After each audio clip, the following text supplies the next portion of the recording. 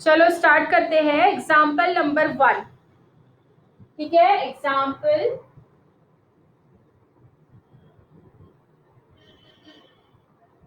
1 क्या बोल रहा है पहले रीड करते हैं। Calculate the work done to take an object of mass 20 kg to a height of 10 metre. ठीक है, एक ऑब्जेक्ट है जिसका मास है, मास कितना दिया हुआ है 20 kg। ठीक है, और ये कितनी हाइट से गिर रहा है, 10 मीटर की हाइट से ये ड्रॉप हो रहा है नीचे। तो एज कितना हो गया 10 मीटर। तो इस पर कितना वर्क डन हो रहा है ये हमें निकालना है। ठीक है, तो वर्क डन का फॉर्मूला, वर्क का फॉर्मूला क्या होता है, F इंटू एस डिस्प्लेसमेंट। ठीक है, अब यहाँ पर डिस्प्लेसमेंट हॉरिजेंटल रहता है तो हम एस लिखते हैं। अब वर्टिकल डिस्प्लेसमेंट है तो एस की जगह आ जाएगा एच। ठीक है, और एफ इज इक्वल टू क्या होता है, इसका वेट। ठीक है, मतलब M into G. F is equal to M A होता है, मास इंटू एक्सेलरेशन। तो मास, अब यहाँ एक्सेलरेशन क्या आ जाएगा, एक्सेलरेशन ड्यू टू ग्रेविटी। ठीक है, क्योंकि कोई भी ऑब्जेक्ट यदि ऊपर से नीचे गिर रहा है और नीचे से ऊपर जा रहा है तो हम उसके लिए एक्सेलरेशन क्या लेते हैं, एक्सेलरेशन ड्यू टू ग्रेविटी लेते हैं, मतलब जी लेते हैं। तो ये हो गया एफ की value M G into S, ये हो जाएगा एच। ठीक है, तो अब ये वैल्यू पुट कर देते हैं। तो एम की वैल्यू है 20, जी की वैल्यू है 9.8 मीटर पर सेकेंड स्क्वायर। ये स्टैंडर्ड वैल्यू होती है जी की 9.8 मीटर पर सेकेंड स्क्वायर। ये आपको लर्न होना ही चाहिए, आपको लर्न रहनी चाहिए वैल्यू। ठीक है, तो ये पुट करना है और हाइट दिया हुआ है 10। तो बस इसको आप डायरेक्ट मल्टीप्लाई करना है, कैलकुलेशन करना है। ठीक है, तो कैलकुलेशन से ये क्या आ जाएगा, 9.8 को 10 से मल्टीप्लाई करेंगे तो कितना आ जाएगा 98 पॉइंट, बस इधर चला जाएगा। ठीक है ना, इतना तो समझ में आया। फिर अब इसको 20 से मल्टीप्लाई करेंगे तो 2 8 जा 16, 2 9 जा 18 और 1 19 और ये 0 लग जाएगा। ठीक है, तो अब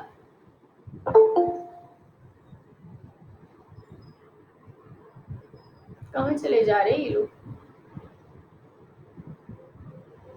ठीक है, तो कितना आ गया 1960, 1960। ये क्या हो गया, वर्क डन, वर्क। और वर्क की यूनिट क्या होती है, ये सब देखो एसआई यूनिट में था, केजी मीटर। तो इसकी एसआई यूनिट क्या हो जाएगी, जूल। तो कैपिटल जे लिखेंगे और क्या लिख सकते हैं, एफ इंटू एस है, फोर्स इंटू डिस्प्लेसमेंट है, तो न्यूटन मीटर भी लिख सकते हैं। और लिखो यहाँ पर, ठीक है, या तो जूल लिख दो या न्यूटन मीटर लिख दो। समझ में आया, तो वर्क डन इतना आया। तो पहला वाला प्रॉब्लम इस तरह से था। हाँ, इसमें ये है, एक चीज समझने वाली है कि जी की वैल्यू, जब कोई ऑब्जेक्ट नीचे गिरता है तो हम लेते हैं -c, और जब कोई नीचे से ऊपर जाता है तो जी की वैल्यू लेते हैं हम प्लस। तो हम यहाँ पर अब ये जी की वैल्यू लेंगे माइनस, तो यहाँ आ जाएगा माइनस, तो ये वैल्यू हो जाएगी माइनस। ठीक है, तो वर्क कैसा होगा, नेगेटिव होगा, ये ध्यान रखना था। समझ में आया। इसमें जो आपके बुक में प्रॉब्लम दिया है उसमें पहले एफ निकाला है, फिर वर्क की वैल्यू निकाला है। मैंने डायरेक्ट ही एफ की जगह ये फॉर्मूला पुट कर दिया, एस की जगह एच पुट कर दिया और सारी वैल्यू एक साथ पुट करके कैलकुलेशन कर दिया। ठीक है, तो कोई फर्क नहीं पड़ता, आप चाहे ऐसे करो या वैसे करो। अब नेगेटिव साइन का मीनिंग क्या है वो भी इसमें लिखा हुआ है कि negative sign appears because the direction of force is opposite to the direction of the displacement. ठीक है, डायरेक्शन ऑफ फोर्स, यहाँ फोर्स कौन सा लग रहा है, ग्रेविटेशनल फोर्स, तभी तो हमने acceleration due to gravity G की वैल्यू पुट किया है। और डिस्प्लेसमेंट हो रहा है इधर डाउनवर्ड, और जबकि फोर्स हमारा अप्लाई होता है अपवर्ड। ग्रेविटेशनल फोर्स कैसा अप्लाई होता है, ऊपर वाला जो ऑब्जेक्ट है उसको खींचता है, ठीक है ना। तो वो फोर्स कैसा अप्लाई होता है, ऊपर के साइड।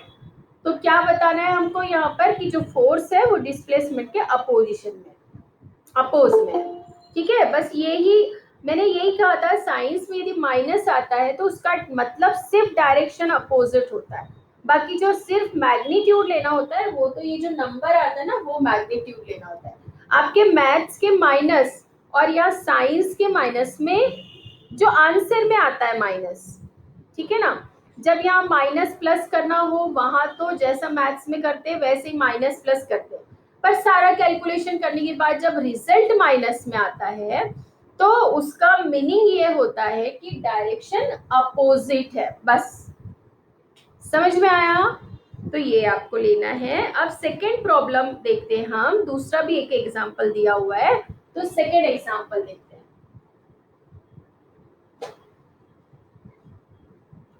सेकेंड एग्जांपल क्या बोल रहा है,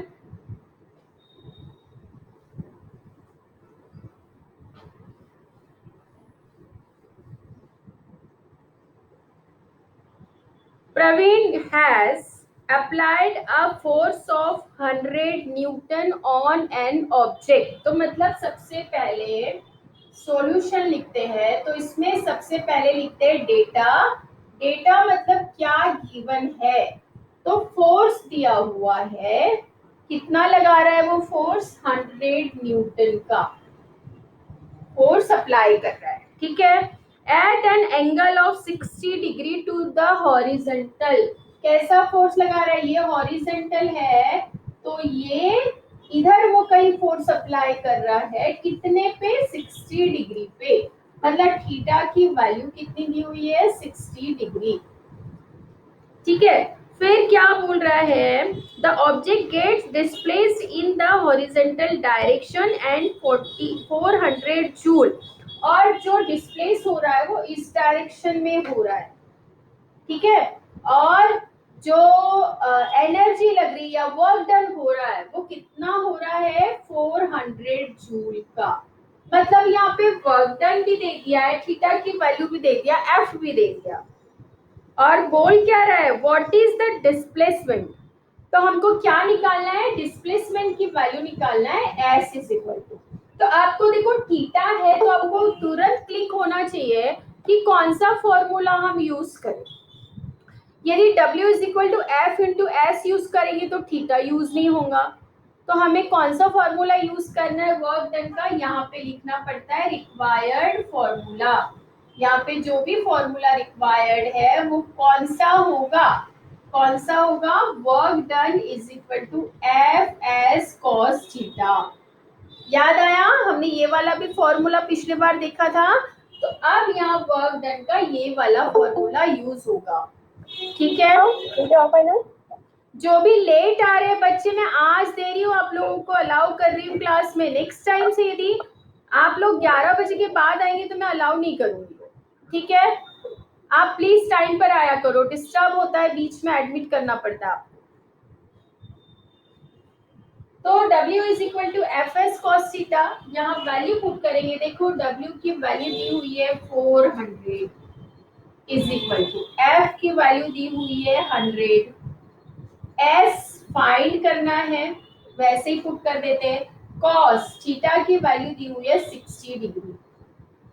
अब cos 60 degree is equal to होता है, कॉस 60 इज इक्वल टू होता है 1/2। ये जब आप पढ़ोगे ट्रिग्नोमेट्री रेशियो तो आपको ये चीज समझ में आएंगी। ये स्टैंडर्ड वैल्यू होती है cos 0 की, cos 30, cos 60, cos 90, cos 120, 30 का डिफरेंस होता है और उनकी वैल्यू का एक टेबल बना हुआ है। वो टेबल आपको लर्न करना पड़ता है, आपको लर्न करना पड़ेगा, और ये फिर हमेशा याद रहते हैं और बहुत जगह यूज होता है, तो आपको टेबल लर्न करना ही पड़ेगा। ये आपको मैथ्स के ज्योमेट्री वाले पोर्शन में आपको ट्रिग्नोमेट्री आएगा, इसको बोलते हैं ट्रिग्नोमेट्री, ठीक है। तो जब आपको लर्न हो जाएगा, अभी यहाँ बस याद रखो cos 60 इज इक्वल टू 1/2 होता है, ठीक। अब ये हमें s निकालना है, तो हम s को यहाँ लेकर आए, तो क्या आ जाएगा 400। मैम हाँ बोलो। मैम क्लियरली दिख रहा है कोड। क्यों बेटा, अभी तक दिख रहा था, अभी नहीं दिख रहा है? मैम बीच बीच में वो क्लियर क्लियर दिख आपका रहा था, नेट फिर से बोल रहा आपका नेट कनेक्शन चेक करो बेटा।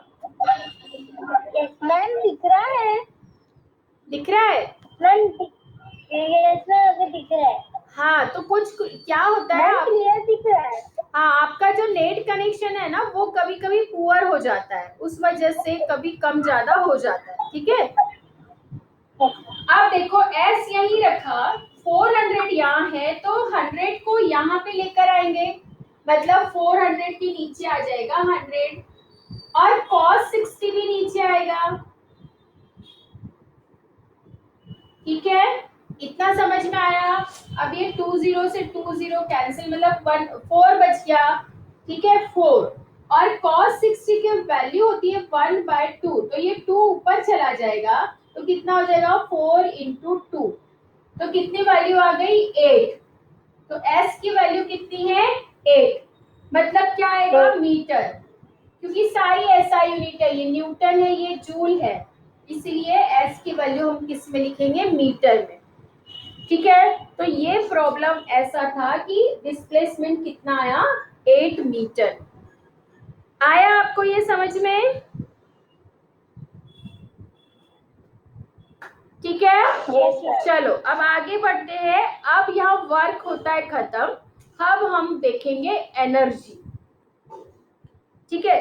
अब एनर्जी से आप लोग क्या समझते हो? एक्चुअली हम एनर्जी किसको बोलते हैं? कई बार हम बोलते हैं हमें एनर्जी नहीं है, हम नहीं काम कर सकते, हमको इतनी एनर्जी नहीं है, हमने खाना नहीं खाया तो हमको अभी ताकत नहीं है, ये सब बोलते हैं हम। जो ताकत की बात करते हैं वो हमारी एनर्जी है ना। मतलब क्या होता है कि हमारे पास एनर्जी होगी तो ही हम काम कर सकते हैं, और यदि हमारे पास एनर्जी नहीं होगी तो हम लोग काम नहीं कर सकते, ठीक है। यदि ये पेन रखा है और मेरे पास इतनी भी एनर्जी नहीं है कि मैं ये पेन उठा सकूं, तो हम क्या बोलेंगे, मैं ये पेन उठाने का काम भी नहीं कर सकती क्योंकि मेरे पास उतनी एनर्जी नहीं है, शब्दों में तो हम यही बोलेंगे, है ना। तो इसका मतलब क्या हुआ कि यदि हमारे पास एनर्जी नहीं होती है तो हम काम मतलब वर्क नहीं कर सकते, ठीक है। तो उसका अपोजिट लेके चले, एनर्जी नहीं होगी तो काम नहीं कर सकते, तो एनर्जी होगी तो काम कर सकते। तो एनर्जी को हम कैसे डिफाइन करेंगे कि energy is able to do work, ये भी बोल सकते हैं कि एनर्जी है तो हम एबल है वर्क करने के लिए। Yes ma'am without energy we do not work, ठीक है। तो हम लोग बिना एनर्जी के वर्क नहीं कर सकते हैं। तो कैसे हम ये डिफाइन करते हैं, यहाँ पर डेफिनेशन दी हुई है, ठीक है। यहाँ पे पहले तो आपको कुछ एग्जाम्पल दिए हुए हैं, ठीक है। यहाँ पे एग्जाम्पल है, पहले एग्जाम्पल देखते हैं क्या दिया हुआ है, पहले ये रीड तो करें कि क्या है बता रहा है यहाँ पर, ठीक है। तो if a pot having a plant is kept in the dark, the plant languishes मतलब बढ़ना, मतलब ग्रोथ, ठीक है। यदि हमने डार्क रूम में प्लांट को रखा तो क्या वो ग्रोथ होगा? नहीं होगा, क्योंकि उसको एनर्जी मतलब सनलाइट नहीं मिलेगा, और सनलाइट से उसका फूड बनता है, खाना बनता है, उस तब जाकर के वो ग्रो करता है, ठीक है। हम लोग भी जब खाना खाते हैं अच्छे से तभी हमारा ग्रो होता है, हमारी ग्रोथ होती है, ठीक है। तो बहुत जरूरी है फूड ग्रो के लिए, और उसी फूड को हम बोल सकते हैं एनर्जी, ठीक है। तो प्लांट यदि डार्क रूम में है तो उसको जिस फॉर्म में एनर्जी मिलती है वो मिलती है सनलाइट के फॉर्म में, तो वो एनर्जी नहीं मिलेगी, इसलिए वो ग्रो नहीं करेगा। एक इस टाइप की भी एनर्जी होती है, ठीक है। सेकेंड है on increasing the volume of a music system of TV beyond a limit, जैसे देखो हमारे पास टीवी है या क्या बोलते हैं डेक है ना, साउंड सिस्टम है, यदि हमारे घर में रखा हुआ है तो उसकी लिमिट तक ही हम वॉल्यूम बढ़ाते हैं। बहुत ज़्यादा यदि वॉल्यूम बढ़ा दिया, बहुत तेज कर दिया वॉल्यूम, तो क्या होगा, एक तो हम सुन नहीं सकेंगे, है ना, हम लोगों को तकलीफ होगी। दूसरा क्या होता है, यदि वो डीजे है और बहुत ज़्यादा म्यूजिक में ढमढम वगैरह, मतलब लाउड म्यूजिक है, तो उससे कभी कभी क्या होता है, हमारे घर में जो बर्तन वगैरह रखे रहते हैं वो वाइब्रेट होना शुरू हो जाते हैं। मतलब कहीं ना कहीं ऐसे शायद तुमने सुना भी होगा, बहुत तेज आवाज हो जाती है। जैसे किसी हॉल में डीजे बजता है तो हमारे अंदर भी ऐसा धक धक करता है, थोड़ा सा वाइब्रेशन बढ़ जाती है, ठीक है। और यदि हम घर में एक रूम में इस तरह का बहुत ज्यादा साउंड कर दे और वहाँ एक बर्तन रखो थोड़े बहुत, तो बर्तनों की आवाज आनी शुरू हो जाएगी, मतलब बर्तनों में वाइब्रेशन होगा, ठीक है। तो मतलब ये एक्सपीरियंस करने वाली बात बोल रहा है कि ये क्या चीज है। अपने को ऐसे नहीं समझ में आता कि साउंड क्या है, अपन लोग इजीली म्यूजिक सुनते हैं, जितना हमको साउंड अच्छा लगता है उतना वॉल्यूम बढ़ाकर उस वॉल्यूम पर म्यूजिक सुनते हैं। तब तक हमें नहीं समझ में आता कि एक्चुअली साउंड क्या है और म्यूजिक क्या है। लेकिन उसको बियॉन्ड द लिमिट के बाहर यदि उसका वॉल्यूम बढ़ा दिया और उसके बाद तुम म्यूजिक सुनोगे तो तुम्हें समझ में आएगा कि एक्चुअली म्यूजिक का जो साउंड है, वो जो वॉल्यूम है, वो भी एक एनर्जी है, वो हिला देता है घर को मतलब घर में जो भी हल्की चीजें रखी है, जैसे बर्तन थोड़े कम हल्के ही होते हैं तो वो वाइब्रेट करने लग जाते हैं। बहुत सारी ऐसी हल्की चीजें हैं जो वाइब्रेट करने लग जाती है। कई बार हमको ऐसा लगता है कि ये यहाँ से यहाँ तक कैसे पहुंच गया, है ना। कोई चीजें ऐसी रखी होती है, कभी कभी हमारे सामने वो मूव होना शुरू हो जाती है, तो हमें नहीं समझ में आता मूव कैसे हो, लेकिन एक्चुअली होता क्या है, उसको कुछ ऐसी एनर्जी मिली होगी जिससे वो वाइब्रेट हो गया और वो मूव हो गया, समझे। तो म्यूजिक में वॉल्यूम में भी एक एनर्जी होती है, साउंड में भी एक एनर्जी होती है। तो ये एक्सपीरियंस करने बोला है सारी चीजें आपको। एक तो प्लांट को ग्रो करके देखो अंधेरे कमरे में, और दूसरा अपना टीवी या जो आपके घर में उसका वॉल्यूम एकदम लिमिट के बाहर, मतलब लास्ट वाले फॉर्म में करके देखो, तो देखो कि क्या होता है घर में, ठीक है। और आपको भी कैसा लगता है, क्योंकि हम यदि बहुत ज्यादा साउंड नहीं सुन सकते हैं तो हमारे अंदर भी वाइब्रेट होने लग जाता है। मतलब मुझे तो लगता है, इसलिए मैंने एक्सपीरियंस किया वो चीज। कई बार डीजे वाली जगह जाओ तो वो अंदर भी ऐसे धक धक लगता है, इतना ज्यादा साउंड सुन करके। जब हम वो डांस करते हैं और डांस में मतलब क्या बोलेंगे, बिजी हो जाते हैं, तो फिर हमें वो नई चीज समझ में आती। लेकिन जब हम डांस में बिजी नहीं होते तब तक हमें वो समझ में आता है कि डीजे का साउंड कितना ज्यादा है जो हमारे लिए हार्मफुल हो सकता है। मतलब हमें थोड़ा सा अजीब सा एक्सपीरियंस होता है, ठीक है। कभी तुम भी ये सारी चीजें एक्सपीरियंस करना। फिर थर्ड एग्जांपल दिया है, collecting sunlight on a paper. ये भी हम करके देखते हैं, मतलब हमने तो बचपन में करके देखा है, पता नहीं आप लोगों ने किया है कि नहीं, कि आप सनलाइट को जो कॉन्वेक्स लेंस आता है ना उसमें कलेक्ट करो। तो कॉन्वेक्स लेंस में होता क्या है कि वो सारी जो रेज आती है सनलाइट की, वो ऐसे इकट्ठी करता है, ठीक है। और उसके पीछे कहीं एक पॉइंट पर वो सारी रेस कलेक्ट होती है, इसको कन्वर्जेंस बोलते हैं। कन्वर्जेंस मतलब सबका कलेक्शन। तो जो रेज ऐसी अलग अलग आती ना, देखो मैं आपको यहाँ पर बोर्ड पे थोड़ा सा समझाती हूँ वो रेज कैसी आती।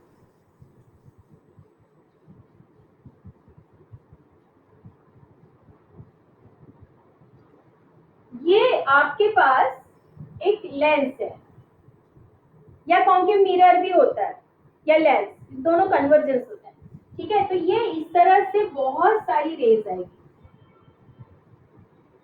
सनलाइट की रेज, ठीक है। यहाँ पे आप ऐसा पेपर रखो, तो ये सारी जो रेज है वो एक जगह इकट्ठी होती है।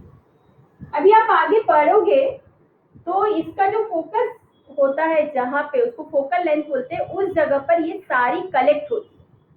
मतलब ये जो अलग अलग एनर्जी आ रही थी वो लेंस से जाकर एक जगह इकट्ठी होती है। जब तक हमें मालूम नहीं था, जब तक तो हमें एकदम मैजिक ही लगता था।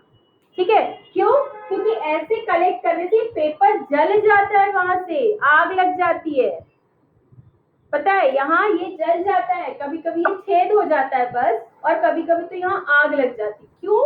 क्योंकि ये जो इतनी एनर्जी आ रही है वो सारी एक जगह कलेक्ट हो रही है, और पेपर तो जल्दी जलता है। तो यहाँ पर काला काला भी हो जाता है, पहले धीरे धीरे काला होगा, फिर वहां छेद बन जाएगा, और नहीं तो आग भी लग सकती है, लग जाती है। ठीक है, तो ये हमें पहले मैजिक लगता था, एक्चुअली ये इस तरह का फिनोमिना है, कन्वर्जेंस। मतलब सारी जो एनर्जी है रेस की वो एक जगह कलेक्ट हो जाती है।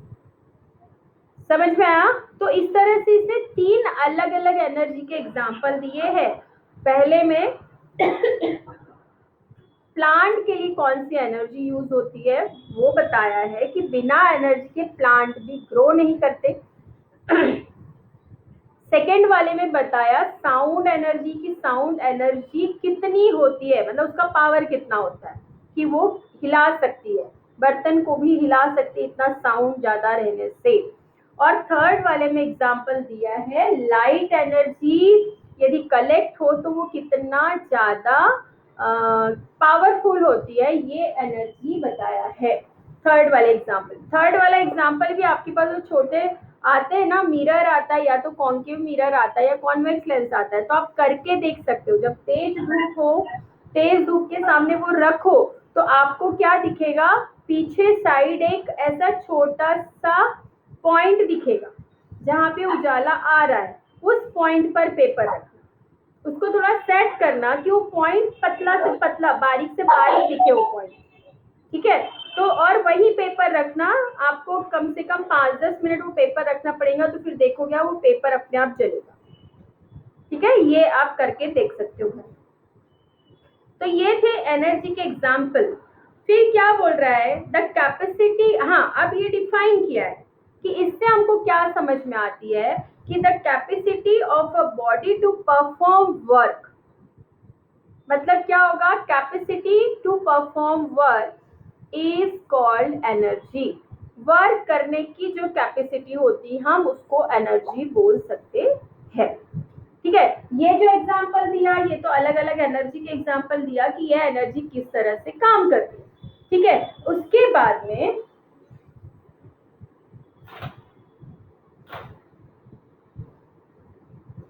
एनर्जी किस तरह से काम करती है ये एग्जांपल दिया है। इसके बाद में जो हमने पहले समझाया था कि वर्क वर्क करने के लिए हमें एनर्जी चाहिए, तो हम उसको कैसे डिफाइन करेंगे। तो कैसे डिफाइन करेंगे, किसी भी बॉडी के लिए क्या होगी energy, the capacity of a body to perform work is called energy, मतलब उस कैपेसिटी को ही हम एनर्जी बोलेंगे। ठीक है, अब ये एनर्जी की यूनिट क्या होगी। अब यहाँ पे हम क्या बोल रहे हैं, एनर्जी मतलब क्या है, वर्क, कैपेसिटी ऑफ वर्क मतलब वर्क, ठीक है, या वर्क डन। अब हमने अभी तक वर्क तो पढ़ के ही चले, तो वर्क की यूनिट होती है जूल, तो एनर्जी की भी यूनिट क्या होगी, जूल। दूसरी होती है न्यूटन मीटर, इसलिए एनर्जी की भी यूनिट क्या होगी, न्यूटन मीटर। आई बात समझ में? अब इसके बाद और क्या चीजें हैं यहाँ पर, जूल, अर्ग, ये सब हमने पढ़ा था, तो वो यूनिट रहेगी इसकी। अब यहाँ पर हम एनर्जी के टाइप पढ़ते हैं। वैसे तो एनर्जी में बहुत सारे टाइप्स होते हैं। ठीक है, आपने कितनी एनर्जी देखा है, मैकेनिकल एनर्जी, अभी यहाँ पे अपन ने एग्जांपल देखे, उसमें साउंड एनर्जी देख लिया, लाइट एनर्जी देख लिया। ठीक है, केमिकल एनर्जी होती है, केमिकल एनर्जी मतलब किसी का ये ऑन है, ऐश्वर्या वानकर, आपका माइक ऑन है, ऑफ करो। हाँ, देखो हमें एनर्जी में एनर्जी के टाइप बता रही थी मैं, उसमें आपने केमिकल एनर्जी देखा होगा। अब केमिकल एनर्जी का एग्जांपल मैं देती हूँ, सेल।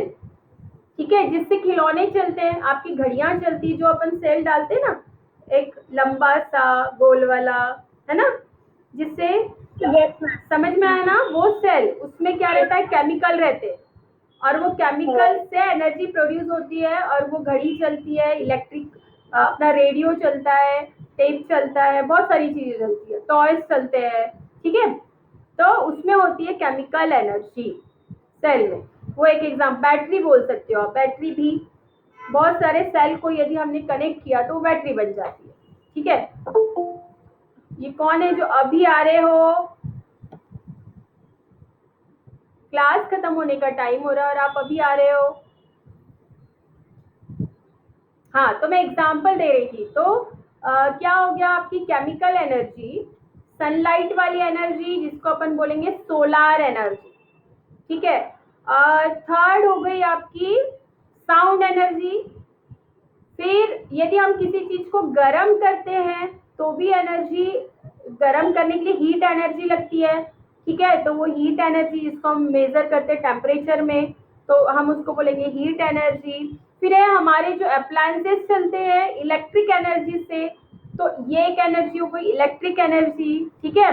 और हीट एनर्जी को थर्मल एनर्जी भी बोल सकते हैं, क्योंकि वो हीट एनर्जी प्रोड्यूस ही थर्मल से होती है, ठीक। तो इस तरह के है। और भी कौन सी एनर्जी हो सकती है, साउंड एनर्जी हो गई। एक एनर्जी और इम्पोर्टेंट है मैकेनिकल एनर्जी, जो हमको पढ़ना है, जहां पर कि वर्क होता है। हाँ पोटेंशियल एनर्जी। हाँ, वो मैकेनिकल एनर्जी में आएंगी। हाँ, एक और होती है न्यूक्लियर एनर्जी, जिसमें बॉम्ब वगैरह आते हैं, एटम बॉम्ब, हाइड्रोजन बॉम्ब, ठीक है ना। ये एक एनर्जी होती है न्यूक्लियर एनर्जी। और भी याद आते जाएंगी तो मैं बताऊंगी, वैसे यही है 6-7 एनर्जी, ठीक है। ये सब कन्वर्ट, सोलर एनर्जी। हाँ सोलार सबसे पहले बताया। Kinetic energy. हाँ काइनेटिक एनर्जी। हाँ, ये बता रही हूँ मैं आगे। एक और टाइप होता है मैकेनिकल एनर्जी, ठीक है। एक टाइप होता है यहाँ पर मैकेनिकल एनर्जी, ये आप अच्छे से देखो, मैकेनिकल एनर्जी। अब इसका जो टाइप है, इसको दो कैटेगरी में डिवाइड किया है। तो एक होती है पोटेंशियल एनर्जी, और दूसरी होती है काइनेटिक एनर्जी। समझ में आया। तो मैकेनिकल एनर्जी के टाइप है पोटेंशियल एनर्जी और काइनेटिक एनर्जी। अब ये पोटेंशियल एनर्जी और काइनेटिक एनर्जी क्या होती है, पोटेंशियल पी से याद रखना, पोजीशन ऑफ बॉडी या पार्टिकल या ऑब्जेक्ट, जो भी लिखना है, सिर्फ पोजीशन के कारण होती है। जैसे मैं बैठी हूं, ठीक है, तो मेरे पास कोई ना कोई एनर्जी है, मैं बैठी हूँ। कब समझ में आएगा कि मेरे पास एनर्जी है, क्योंकि मैं जब चाहूँ जब खड़े होकर दौड़ सकती हूँ। तो कब दौड़ूंगी, जब मेरे पास कुछ एनर्जी होगी तभी तो मैं दौड़ पाऊंगी ना।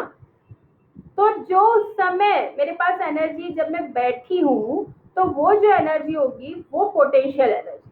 मतलब बॉडी किसी भी सिचुएशन में है, कोई भी पोजीशन में है, तो उसके पास उस समय जो एनर्जी है उसको हम बोलेंगे पोटेंशियल।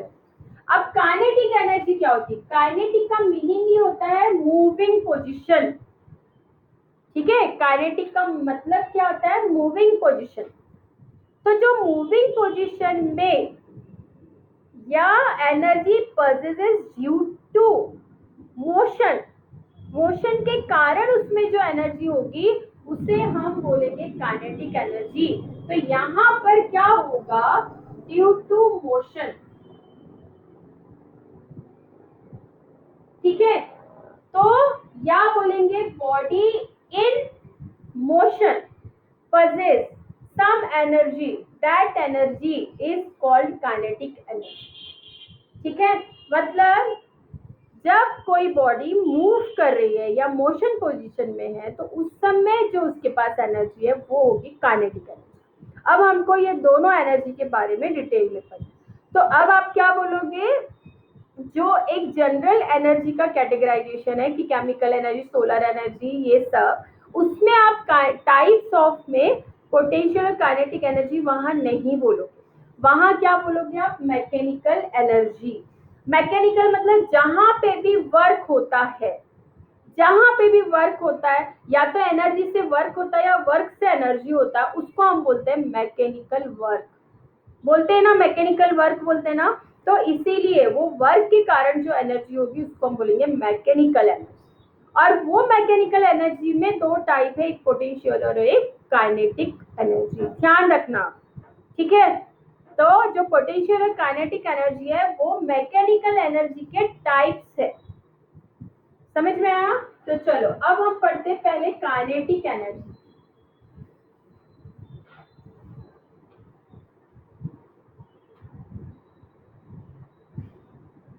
काइनेटिक एनर्जी, इसका हम एक्सप्रेशन भी निकालेंगे कि एक्सप्रेशन क्या होता है। ठीक है, अब काइनेटिक एनर्जी की हमने बात की है कि किसके कारण होती है, मोशन के कारण। तो हम यहाँ काइनेमेटिकल इक्वेशन यूज कर सकते हैं। काइनेमेटिकल इक्वेशन, पहले तो काइनेटिक एनर्जी की डेफिनेशन क्या होगी, हम क्या बोल रहे हैं, वर्क डन। कोई भी एनर्जी मतलब क्या होता है, वर्क डन। तो ये वर्क डन निकाला, और ये वर्क डन होता है F इंटू एस। इसके पहले हम देख चुके हैं वर्क क्या होता है, F इंटू एस, तो हमने ये लिख लिया। ठीक है, तो काइनेटिक एनर्जी भी क्या होगी, F इंटू एस। ठीक, अब हम देखते हैं कि यहाँ पर F is equal to newton के लॉ से क्या हो जाएगा, F is equal to M A. अब यहाँ पुट करते हैं kinetic energy is equal to क्या हो जाएगा, एम ए इंटू एस। ठीक है, अब लेकिन हमको यहाँ पर काइनेटिक एनर्जी का ये कुछ सब अच्छे से वो फॉर्मूला मिल नहीं रहा है। हम वापस इसको देखते हैं कि कैसे हम सॉल्व कर सकते हैं। तो हम एक बॉडी लेते हैं जो कि इनिशियल पोजीशन से मूव हो रही है, इस पर फोर्स अप्लाई किया है हमने F, इसका मास है m, ये एक बॉडी है, इसका मास है m, फोर्स अप्लाई किया F फोर्स अप्लाई करने पर ये इनिशियल पोजीशन में थी u इज इक्वल टू 0, और इसकी वेलोसिटी बाद में हो गई v, और ये मूव हो रही है, तो ये जो डिस्टेंस है ये है s। ठीक है, तो यहाँ हम काइनेमेटिकल इक्वेशन यूज कर सकते हैं। हमारे पास काइनेमेटिकल इक्वेशन क्या है, v is equal to u plus AT, first equation. Second, s is equal to ut plus half AT square. आप लोगों को लर्न हुए कि नहीं है, हाँ लर्न करना है आपको। ये थर्ड इक्वेशन है। ठीक है, अब हमको यहाँ पर s की वैल्यू चाहिए, तो यहाँ से हम s की वैल्यू निकाल सकते हैं। सेकेंड इक्वेशन को हम लेते हैं यहाँ पे, तो u की वैल्यू है 0, तो s इज इक्वल टू आ गया half AT square, half AT square. ठीक है, यहाँ पर मतलब ये भी लेते हैं हम, यहाँ से यहाँ तक जाने में उसको टाइम t लग रहा है। u की वैल्यू 0 है, तो ये टर्म पूरी 0 हो जाएगी, तो s इज इक्वल टू हो जाएगा हाफ एटी स्क्वायर। ये वैल्यू यहाँ पुट करो, तो काइनेटिक एनर्जी क्या हो जाएगी आपकी, m a half A T square. ठीक है, इसको अच्छे से लिखे तो 1/2 m a square T square, तो हम ऐसा लिख सकते हैं a t का स्क्वायर। ठीक है, अब हम ये वाले इक्वेशन में आते हैं, फर्स्ट वाले इक्वेशन से u की वैल्यू फिर से यहाँ पे 0 ही पुट करेंगे, तो v इज इक्वल टू हो जाएगा 80, और यहाँ 80 स्क्वायर है, तो ये 80 की जगह हम v पुट कर सकते हैं, तो यहाँ पे हमने पुट कर दिया 1/2 m v स्क्वायर, तो is equal to 1/2 m v square. ये मिल गई हमको काइनेटिक एनर्जी। तो काइनेटिक एनर्जी का फॉर्मूला 1/2 mv स्क्वायर कहाँ से आया, ये समझ में आया तुमको? क्योंकि हम बहुत बार यूज करते काइनेटिक एनर्जी मतलब हाफ mv स्क्वायर, लेकिन आता कैसे है वो हमने यहाँ से फाइंड किया है। आ रही है बात समझ में? क्यों हमने v के फॉर्म में लाया, क्योंकि v है फाइनल वेलोसिटी, है ना। v क्या है, फाइनल वेलोसिटी। जब फाइनल वेलोसिटी है तो हमको समझ में आता है कि वो बॉडी ना मूविंग पोजीशन में, तो जब वहाँ वेलोसिटी रहेगी तभी हम बता पाएंगे कि वो मूविंग पोजीशन में है। इसलिए हमको v के फॉर्म में लाना था, क्योंकि a और t से नहीं समझ में आ रहा था कि वो मूविंग पोजीशन में है। इसलिए काइनेटिक एनर्जी का फॉर्मूला हम देते हैं हाफ mv स्क्वायर। आई आपको यहाँ तक बात समझ में? Yes ma'am. तो आप अभी नोट्स बनाओगे तो उसमें क्या बनाओगे? एग्जाम्पल तो आप लिखोगे ही, साथ में आप एनर्जी लिखोगे, ठीक है? एनर्जी, फिर एनर्जी की डेफिनेशन, फिर मैकेनिकल एनर्जी लिखना, उसके टाइप्स होते हैं पोटेंशियल और काइनेटिक, फिर काइनेटिक एनर्जी लिखना, उसकी डेफिनेशन लिखना, उसके बाद ये उसके लिए एक्सप्रेशन लिखना। ये सब आपकी बुक में दिया हुआ है ना? और आप अपनी नोटबुक में इसको बनाना है, ठीक है? नोट्स के फॉर्म में इसको लिखना है, ठीक? चलो आगे चले क्या? अभी टाइम है ना अपने पास? मैम एक बार रिपीट कीजिए क्या क्या लिखना है। रिपीट करना है। अभी देखो, इसके पहले हमने जब चैप्टर स्टार्ट किया था, तो सबसे पहले क्या देखे थे हमने? वर्क क्या होता है, ठीक है? उसके बाद वर्क देखे थे, वर्क की डेफिनेशन देखा था। उसके बाद जब वर्क की डेफिनेशन लिखते हो तो उसके साथ उसकी यूनिट भी लिख लेना, और यूनिट सभी इसमें लिखना, एसआई यूनिट, सीजीएस यूनिट, ठीक है? उसके बाद हमने कन्वर्जन किया था, 10⁻⁷ अर्ग, 1 जूल इज इक्वल टू 10⁻⁷ अर्ग, आप वो भी लिखोगे, ठीक है? उसके बाद वर्क डन का हमने डेरिवेशन निकाला था, W is equal to F into S, और साथ में W is equal to F S cos theta, वो आपकी बुक में दिया हुआ है पेज नंबर 19 पर, वो आपको करना है। उसके बाद में आपको लिखना है जीरो वर्क, पॉजिटिव वर्क और नेगेटिव वर्क, ये बहुत इंपॉर्टेंट है। जो जीरो है, जीरो वर्क, पॉजिटिव वर्क और नेगेटिव वर्क, ये बहुत इंपॉर्टेंट है, ये आपको लिखना है। उसके बाद आपको लिखना है एनर्जी। अब यहाँ वर्क खत्म हो जाएगा, जीरो, पॉजिटिव, नेगेटिव वर्क, वो एक्टिविटी आप सिर्फ पढ़ लेना, उसके बारे में कुछ लिखना नहीं है, ठीक है? इसके बाद वर्क वहां खत्म हो जाता, अब आती है एनर्जी, तो फिर एनर्जी लिखोगे, एनर्जी के टाइप्स लिखना, पहले एनर्जी की डेफिनेशन लिखोगे, एनर्जी की फिर यूनिट्स लिखोगे, ठीक है?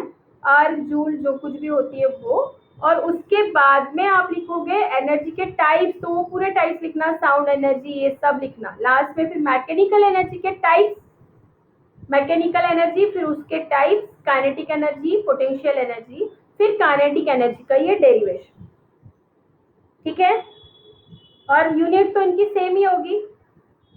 आई बात समझ में? तो इस तरह से आपको ये नोट्स यहाँ तक तैयार करने। अब इसके बाद एक एग्जाम्पल है काइनेटिक एनर्जी का, तो वो जल्दी से हम देख लेते हैं। पोटेंशियल एनर्जी हम कल देखेंगे, क्योंकि अपना कल भी पीरियड है, तो फिर कल हम पोटेंशियल एनर्जी देख लेंगे, ठीक है?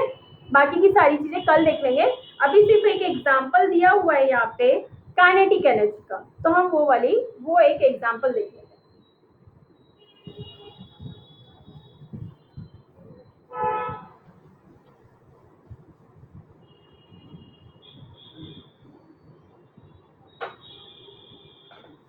क्या बोल रहा है एग्जाम्पल में? A stone having a mass of 250 gram is falling from a height, 250 ग्राम का मास है गिवन। सॉल्यूशन, ठीक है? गिवन डेटा क्या है, यहाँ लिखना पड़ता है क्या क्या गिवन है। तो मास दिया हुआ है, m इज इक्वल टू कितना है? 250 ग्राम, ठीक है? 250 को किलोग्राम में कन्वर्ट करना रहता है, 1 किलोग्राम इज इक्वल टू 1000 ग्राम होता है। तो 250 ग्राम को किलोग्राम में कन्वर्ट करने के लिए 1000 से डिवाइड करना पड़ेगा, तो ये हो जाएगा 1/4। 1/4 मतलब 0.25 kg, ठीक है? इतना आएगा ये मास। How much kinetic energy does it have at the moment when its velocity is 2 meter per second? Velocity दी हुई है 2 मीटर पर सेकेंड, तो मीटर पर सेकेंड मतलब एसआई यूनिट है, ये हमने एसआई यूनिट में कन्वर्ट किया है, तो हम वैल्यू अब पुट कर सकते हैं। जब वैल्यू पुट करना होता है तो सभी वैल्यूज एक ही यूनिट में होनी चाहिए, ठीक है? तो अब required formula, kinetic energy is equal to 1/2 mv², 1/2 m की जगह पुट करो 0.25 इंटू v², v की वैल्यू है 2, 2 का स्क्वायर, 2 का स्क्वायर मतलब 2 इंटू 2, ये 2 से ये 2 कैंसिल, 2 इंटू 0.25 मतलब 2 5 सा 10, 1 कैरी, 2 2 सा 4, 1 5, तो ये 0.5, ठीक है।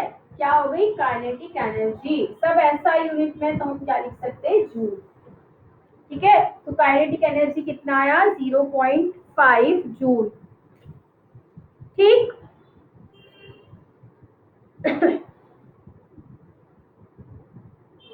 अब देखो यहाँ पर और लिखा है यूज योर ब्रेन पावर, यहाँ पे लिखा है कि the mass of a moving body is double.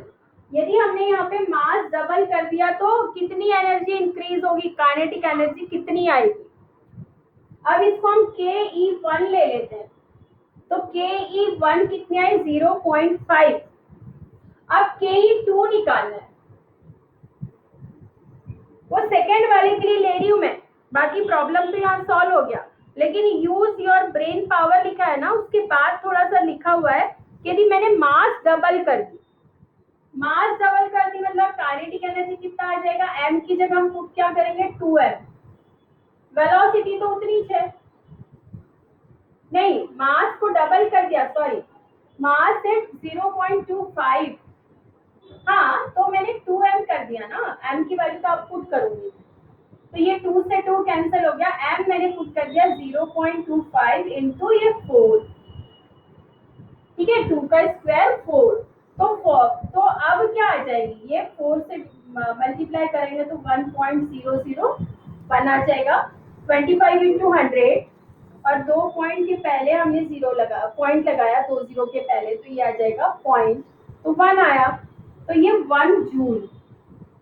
तो काइनेटिक एनर्जी कितनी आ गई, जब हमने मास को डबल किया तब काइनेटिक एनर्जी कितनी आ गई, 1 जूल, और जब मास एक ही था तो उस समय काइनेटिक एनर्जी कितनी आई थी, 0.5, मतलब हम इसको लिख सकते हैं हाफ जूल, और जब हमने उसका मास डबल कर दिया तो काइनेटिक एनर्जी आ गई 1 जूल। मतलब हम क्या बोल सकते हैं, मास डबल करने पर काइनेटिक एनर्जी भी डबल हो जाती है। तो हम यहाँ पे ऐसा लिख सकते हैं, kinetic energy 2 is equal to 2 into kinetic energy 1।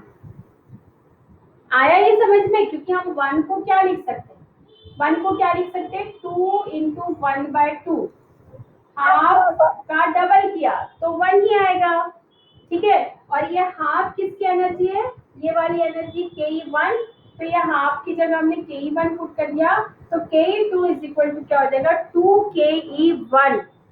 मतलब हम मास को यदि डबल करते हैं तो काइनेटिक एनर्जी भी डबल हो जाती है, ये इसका कंक्लूजन, ठीक है। ऐसे ये लॉजिकल क्वेश्चन होते हैं, ये अपना ब्रेन पावर यूज करके अपने को ये करना पड़ता है सॉल्व, ऐसे प्रॉब्लम, ठीक है। तो जिसको समझ में आता है ऐसी चीजें वो ये वाला प्रॉब्लम करो, और नहीं समझ में आएगा तो नहीं किया तो चलेगा, ठीक है। तो अब आज की क्लास अपन यहाँ खत्म करते हैं, और अगली क्लास में अब हम पोटेंशियल एनर्जी पढ़ेंगे, ठीक है। Yes ma'am.